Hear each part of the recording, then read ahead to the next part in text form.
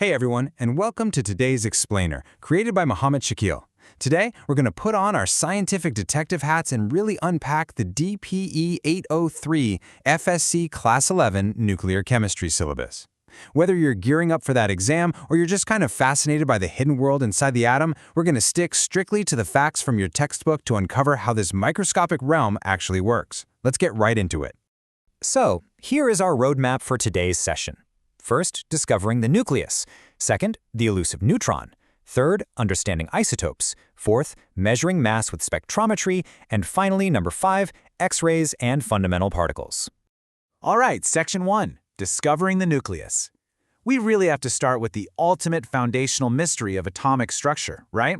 Basically cracking open the atom to see what is actually inside. So, picture Lord Rutherford's classic 1911 experiment. Before this, the atom was pretty much a black box. Nobody knew what was in there.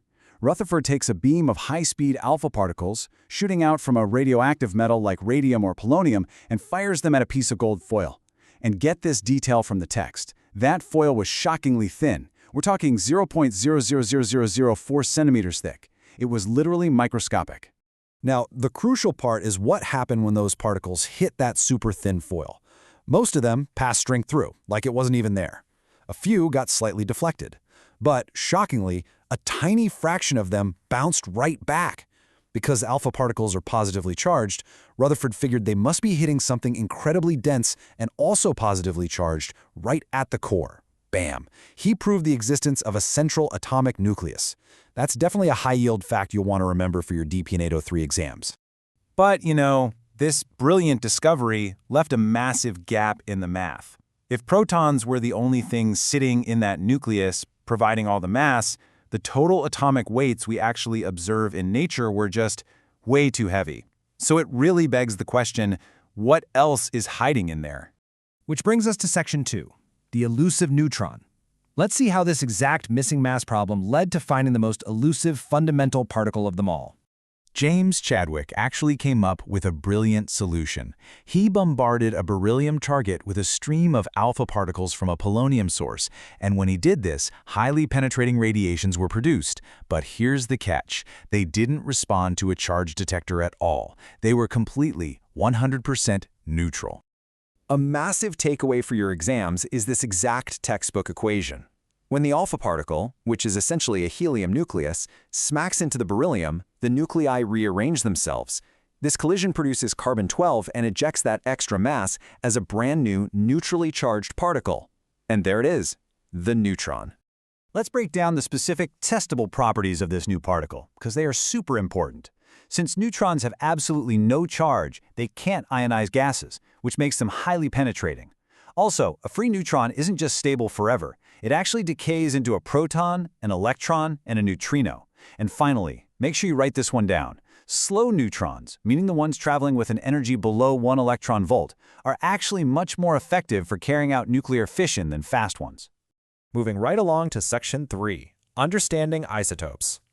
With the neutron finally discovered, scientists suddenly had this aha moment about why atoms of the exact same chemical element could actually have entirely different weights. Let's dive into this definition. Isotopes, which is a phenomenon first discovered by the chemist Frederick Soddy, explains that you can have atoms of the exact same element that possess the same atomic number, meaning the same number of protons, but entirely different atomic masses.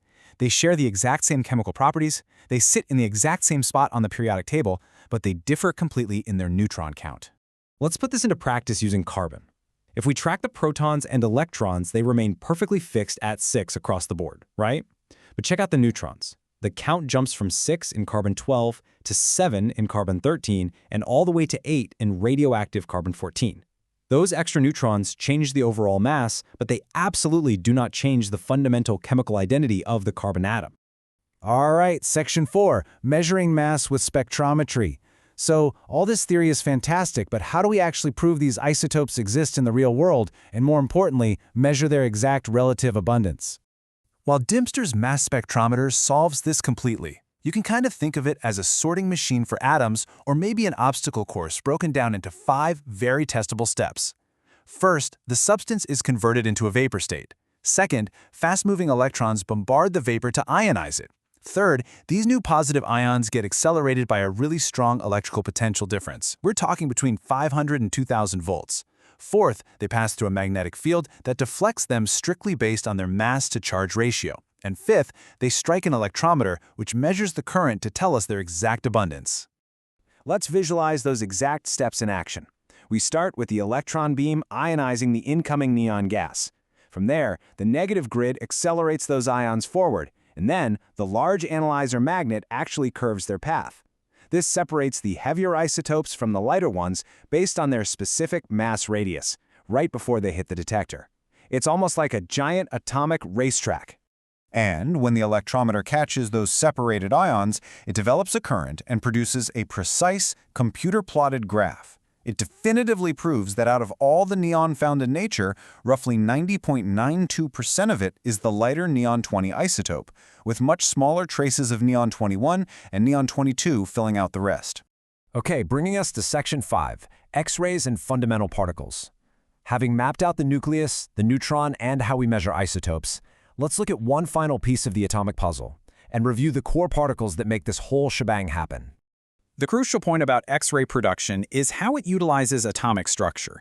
When rapidly moving electrons, also known as cathode rays, are accelerated by high voltage and suddenly slam into a heavy metal anode or the target material, they are abruptly stopped. This massive, sudden deceleration releases tremendous energy in the form of electromagnetic waves, X-rays, and the wavelength of those X-rays depends entirely on the specific nature of the target metal being used. Okay, if you're taking notes, you'll definitely want to commit this to memory. Extracted directly from Table 5.1 of your textbook, these are the exact masses and charges of the proton, neutron, and electron. You absolutely must memorize these values for your exam.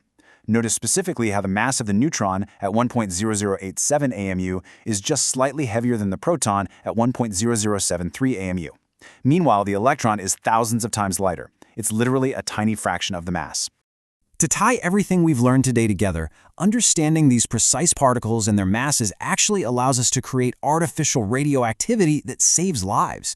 For instance, if we hit stable copper-65 with a slow-moving neutron, the nucleus captures it and it becomes radioactive copper-66. This unstable isotope then emits an electron, a beta particle, and a highly energetic gamma ray, ultimately transmuting into zinc-66. Because of the intense biological effects of this specific radiation, it is literally used in the modern treatment of cancer. How amazing is that? Which leaves us with a final thought to ponder. We've gone from bouncing alpha particles off a tiny piece of gold foil to engineering targeted cancer treatments in just over a century. As our mastery of nuclear chemistry deepens, what incredible, unseen breakthroughs might still be waiting for your generation to discover inside the nucleus? Thank you so much for joining me for this explainer. Keep reviewing those textbook tables, and I'll catch you next time.